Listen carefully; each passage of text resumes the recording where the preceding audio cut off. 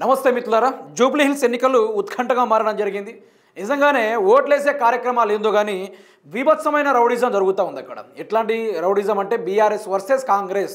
ఇక్కడ non local గూండాలు, అదేవిధంగా చిల్లర గ్యాంగ్ రౌడిజం వాళ్ళందరూ ఆ జూబ్లీ హిల్స్ వాడవాడ గల్లీ గల్లీ పోల్ బూత్ పరంగా పర్యటిస్తూ ఉన్నారట. ఎవరైనా బీఆర్ఎస్ కార్యకర్తలు అవపడితే వాళ్ళను బీభత్సగా కొడుతున్నారట. అక్కడ పోలీసులు చూసి చూడనట్టుగా వదిలేస్తూ ఉన్న వ్యవహారాలు కూడా మనకు అవపడతా ఉన్నాయి. అయితే ఇదే కాంగ్రెస్ పార్టీ ఈరోజు ఎమ్మెల్యేలు, మంత్రులు, ఆఖరికి డిప్యూటీ సీఎం కూడా వచ్చి తిరుగుతూ ఉన్నాడు. ఎన్నికల కోడ్ని ఉల్లంఘించి మరి తిరుగుతూ ఉన్నాడు. అయినా కూడా పోలీసులు కానీ, ఎన్నికల కమిషన్ కానీ ఏది కూడా ఎటువంటి రెస్పాండ్ కానీ, చర్యలు కానీ తీసుకునే ప్రయత్నాలు ఏం చేస్తలేదు. ఓన్లీ వాళ్ళ వైపు సైడే అధికారం ఉంది కదా, మనం ఏమైనా చేసుకోవచ్చు అన్నట్టుగా నడుస్తూ ఉంది వ్యవహారము. ఇక్కడ ఇది ప్రజాస్వామ్యం, ఎవరు ఏ విధంగా నడుచుకోవచ్చు, ఎన్నికల ఉల్లంఘించకుండా ఏ పనైనా చేసుకోవచ్చు అనేది క్లారిటీగా అందరూ ఉన్నప్పటికీ కాంగ్రెస్ పార్టీ మాత్రం అలా లేదు. లైన్ క్రాస్ చేసి మరి తమకు ఇష్టం వచ్చినట్టుగా చేస్తూ ఉన్నారు. నవీన్ యాదవ్ యొక్క పాత దోస్తులే కావచ్చు, వాళ్ళ యొక్క మనుషులే కావచ్చు, ఈరోజు బీఆర్ఎస్ పార్టీని టార్గెట్గా పెట్టుకొని ఆ యొక్క కార్యకర్తలను కొడుతున్న ఆ దృశ్యాలు కూడా మనం చూస్తున్నాం. జస్ట్ ఇంతకు ముందే మాగంటి సునీతని సపోర్ట్ చేద్దామని బీఆర్ఎస్ కార్యకర్తలు జస్ట్ అట్లా తిరుగుతున్నారట. అయితే అట్లా తిరుగుతున్న సమయంలో కాంగ్రెస్ గూండా ఉరుకొచ్చి మరి, ఒక గూండాగిరి, ఒక కాంగ్రెస్ చెంచా ఉరుకొచ్చి మరి అతనిపైన దాడి చేసి కొట్టడం జరిగింది. అయినా కూడా పోలీసులు నో రెస్పాండ్. ఆయన మాటలోనే ఒకసారి విందాం, అసలు కథ ఏంది, వ్యవహారం ఏంది. అన్న నీ పేరు ఏమైందన్న చేతికి అక్కడ? అన్న నేను లైవ్ మాట్లాడినా, ఏది పరిస్థితి అని అడిగారు. ఎవరు? మేడం వచ్చారు కదా, సునీత మేడం వచ్చారు నేను ఏమో వస్తున్నాను. వచ్చిన తర్వాత ఫస్ట్ ఇక్కడ జరిగింది ఒకటి లైవ్ అందరికి తెలుసు, ఇక్కడ జరిగినది అందరి కొట్టిన విషయం కూడా అందరికి తెలుసు లైవ్. తర్వాత నేను లైవ్లో మాట్లాడిన తర్వాత, లైవ్ జరిగిన తర్వాత 10 నిమిషాల తర్వాత నేను కిందికి వెళ్ళాను అన్న. కిందికి వెళ్తే అటాక్ చేశారు అన్న. ఎవరంటే ఎవరు మనుషులు? నేను ముఖాలు గుర్తుపట్టానన్నా, ఫుడ్డే తీపిస్తా అంతేనా. ఏ పార్టీ వాళ్ళు అయి ఉంటారు? మన పార్టీ వాళ్ళైతే కాదన్న, మన పార్టీ వాళ్ళు నాకు ప్రాణం ఇస్తారు. ఇంత మాట్లాడిన తర్వాత లైవ్ చూసిన తర్వాత అటాక్ చేశారు 10 నిమిషాలు. ఇంత ఇది మొత్తం చాలా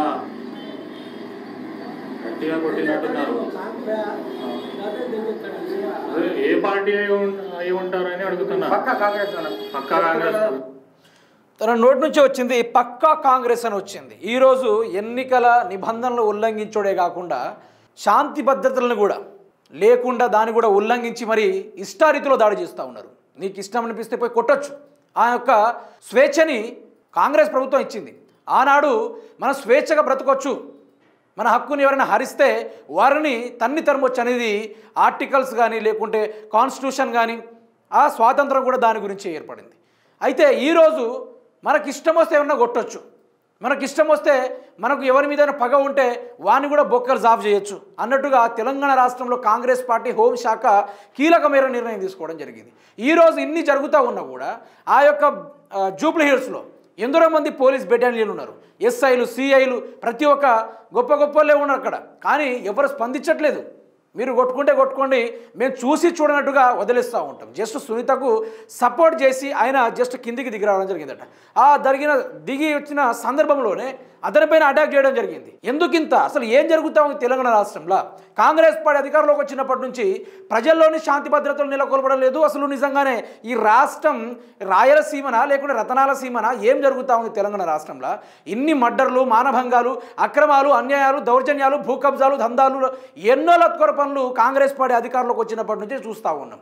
కానీ ఈరోజు ఎలక్షన్ జరుగుతున్న సందర్భాల్లో కూడా పోలీస్ పర్యవేక్షణలో కొడతా ఉంటే చూస్తున్నారంటే ఒక్కటి అర్థం చేసుకోవాలి తెలంగాణ సమాజం కానీ, జూబ్లీ హిల్స్ ప్రజలు కానీ.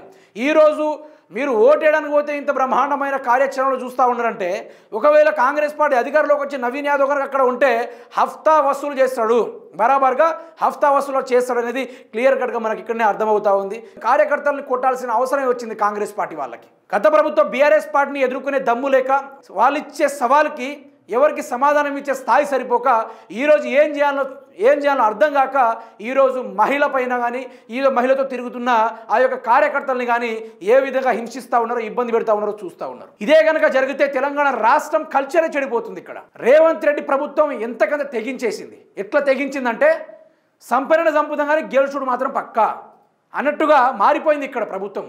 అందులోనూ నవీన్ యాదవ్ అతను ఇచ్చిన వార్నింగే కానీ లేకుంటే మొన్నటి నుంచి చూస్తూ ఉన్నాం అతను ర్యాలీ చేసినప్పటి నుంచి ఏ రోజైతే నామినేషన్ ర్యాలీ మొదలుపెట్టాడో ఆ రోజు నుంచి అతను వార్నింగ్లు కావచ్చు ఏ ఒక్కరిని జూబ్లీ హిల్స్ గేటు కూడా దాటనియను నేనెందు నా కథ ఏందో ఇప్పటి నుంచి మా వాళ్ళు చూసుకుంటాను అనుకుంటుగా ఆయన స్టేట్ ఫార్వర్డ్గా వార్నింగ్ ఇవ్వడం కూడా జరిగింది.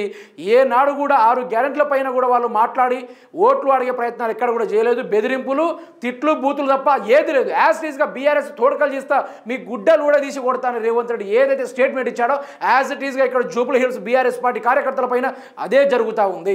అయినా కూడా పోలీస్ నో రెస్పాండ్. హోంశాఖ ఇక లేనట్టే. ఇలాంటి వ్యవహారాలపైన పోలీస్ శాఖ ఎటువంటి యాక్షన్ తీసుకోవడం లేదు. ఇవన్నిటికీ తెగించిన అక్కడ స్థానికులు కూడా భయాందోళనకు గురవ్వడం జరిగింది.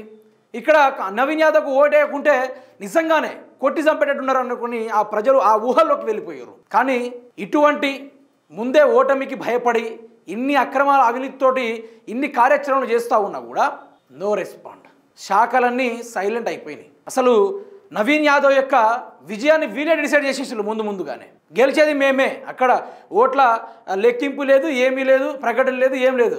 నవీన్ యాదవ్ గెలిచేసిండు, మేము 14వ తారీఖు సంబరాలు చేసుకుంటామని అడ్వాన్స్గా చెప్పేస్తూ ఉన్నారు. అంతా వ్యవహారం అంతా తేడాగా ఉంది. ఎన్నికల వాతావరణం కాస్త ఇదేదో కాంగ్రెస్ ఎన్నికలు ఓన్లీ వాళ్ళ సైడే వాళ్ళు అట్లాంటప్పుడు డైరెక్ట్గా ఇనామస్ విన్ కూడా ప్రకటించుకోవచ్చు. కానీ ఇదంతా దీనికి కర్మ ఫలితం 14వ తారీఖు తర్వాత ఉంటుందని నా యొక్క అభిప్రాయం.